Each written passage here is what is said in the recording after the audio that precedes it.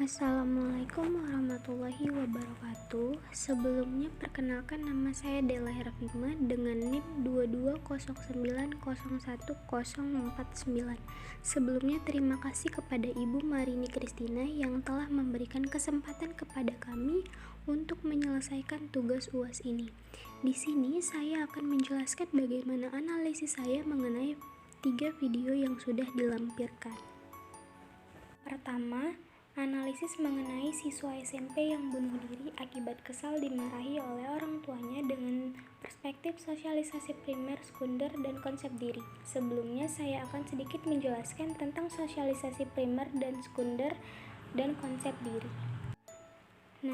Menurut David Agostlin, sosialisasi adalah proses pembelajaran yang dialami seseorang mendapatkan informasi, keterampilan, nilai, dan standar sehingga ia dapat berpartisipasi sebagai anggota kelompok orang-orangnya.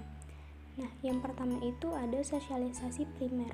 Menurut Peter Berger dan Luckman, sosialisasi primer adalah sosialisasi pertama yang dijalani individu semasa kecil, di mana ia menjadi anggota keluarga dan masyarakat, biasanya pada usia 1-5 tahun, secara bertahap mulai mampu membedakan dirinya dengan orang lain sekitar keluarganya. Ini merupakan proses penting karena apapun yang diserap anak di masa ini menjadi ciri mendasar kepribadian anak setelah dewasa. Faktor keluarga mungkin memainkan peran yang krusial.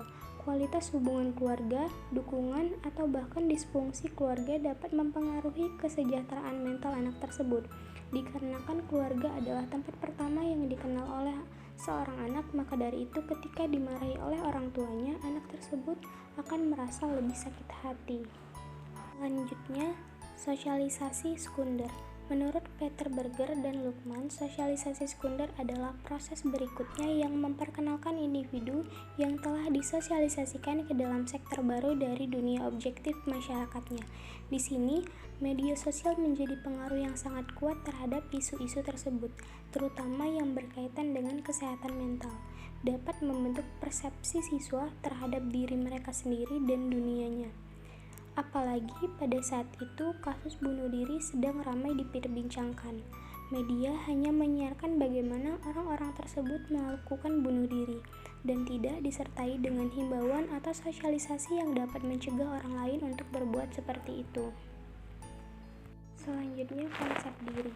Menurut Riswandi, konsep diri merupakan suatu pemahaman tentang diri sendiri yang timbul akibat interaksi dengan orang lain. Konsep diri merupakan faktor yang menentukan dalam komunikasi kita dengan orang lain. Menurut William D. Brooks, konsep diri adalah suatu pandangan dan perasaan tentang diri kita. Persepsi tentang diri ini bisa bersifat psikologis, sosial, dan fisik.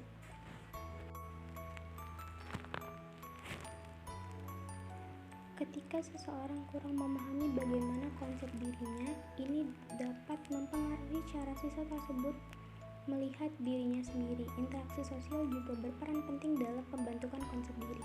Dalam kasus ini, mungkin saja interaksi yang tercipta dalam keluarga tersebut tidak cukup kuat untuk membuat sang anak mengenal dirinya sendiri, sehingga anak tersebut merasa goyah hanya karena dimarahi oleh orang tuanya, dan berakhir dengan mengakhiri hidupnya sendiri.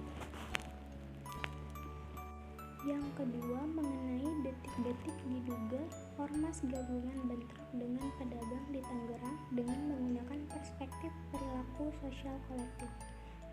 Perilaku sosial kolektif adalah tindakan, respon, atau sikap yang muncul dari interaksi antara individu-individu dalam suatu kelompok besar atau masyarakat. Ini melibatkan dinamika kompleks antara norma sosial, identitas kelompok, interaksi interpersonal, dan faktor-faktor lain yang mempengaruhi bagaimana anggota kelompok tersebut berperilaku secara bersama-sama.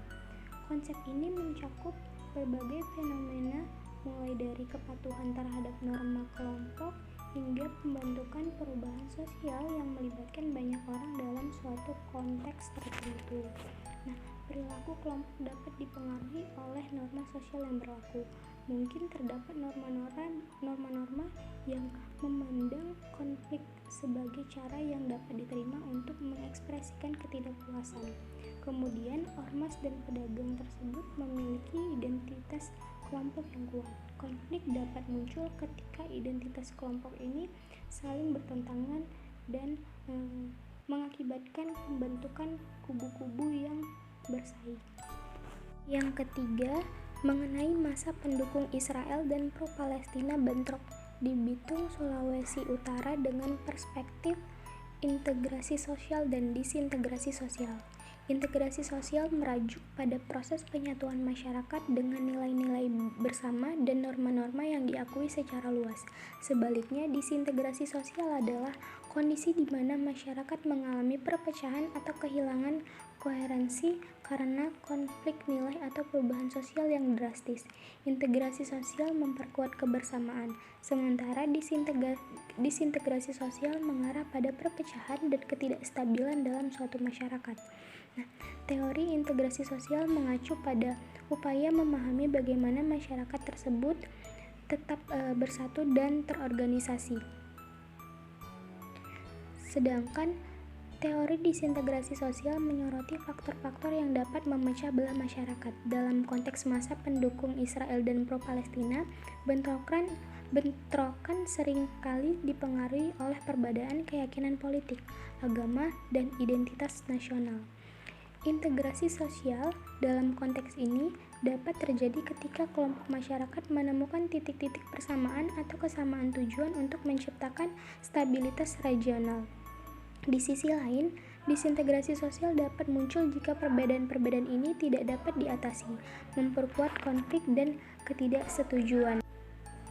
Dalam situasi seperti ini, pemahaman dan dialog antar kelompok dapat menjadi kunci untuk membangun integrasi sosial. Kesadaran terhadap persamaan-persamaan yang mungkin ada di antara masa pendukung Israel dan pro-Palestina bisa menjadi landasan untuk meminimalkan disintegrasi sosial. Mungkin itu saja analisis yang dapat saya berikan. Lebih dan kurang saya mohon maaf. Wabillahi taufiq walhidayah. Wassalamualaikum warahmatullahi wabarakatuh.